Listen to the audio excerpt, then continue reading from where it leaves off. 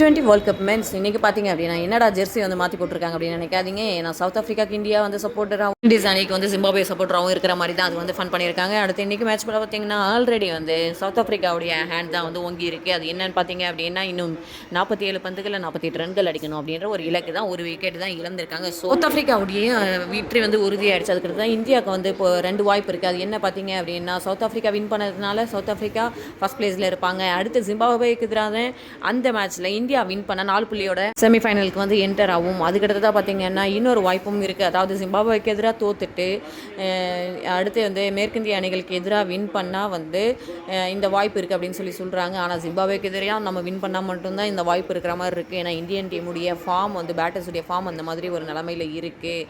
அதே போலயே பார்த்திங்கன்னா நம்மளுடைய நெட் ரேட் வந்து ரொம்ப டேமேஜ் ஆகிருக்கு. அதே போல் ஜிம்பாப்வேதும் டேமேஜ் ஆகிருக்கு. ஸோ யார் வந்து இந்த டேமேஜ் கண்ட்ரோல் பண்ண போகிறாங்க அப்படின்றத நம்ம வந்து வெயிட் பண்ணி தான் பார்த்தாகணும். 2 டீமுக்குமே வந்து நெட் ரேட் வந்து நல்ல ஒரு ப்ளே பண்ண போகுது அப்படின்றது நல்லா தெரியுது.